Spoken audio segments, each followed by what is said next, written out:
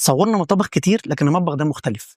تعال ما اقول لك هنا المشكله فين. المشكله هنا ان المطبخ ده كان صغير جدا، وهو ما زال صغير برضه، لكن الحمد لله فرشناه مظبوط واستغلينا كل سنتي فيه.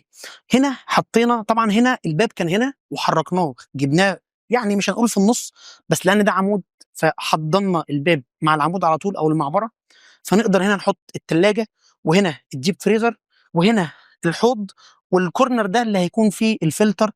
خلاص، وجنب الحوض هيكون فيه هنا غساله الاطباق، وهنا هيكون فيه البوتاجاز. كل حاجه متاسس لها التفاصيل بتاعتها. يعني هنا البوتاجاز دي كهربة الهود، وده الشفاط بتاع الهود، وده الشفاط بتاع المطبخ الرئيسي. اتوزعت الاناره كما يجب ان يكون، اتعمل الومنيوم بشكل برضو بسيط، وفي نفس الوقت عملنا حساب الميكروويف. كل حاجه معمول حسابها، رغم ان هو مطبخ صغير جدا لكنه اتوزع كويس قوي. والمساحه المتبقيه ليا بعد الفرش كمستخدم رائعه كويسه جدا.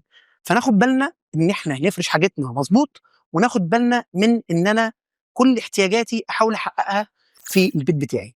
ده كان فيديو سريع، ارجو ان شاء الله ان نكون استفدنا منه. وطبعا لو عندكم اي سؤال اسالونا تحت في الكومنتات او ابعتوا لنا رساله. يومكم جميل ان شاء الله. السلام عليكم.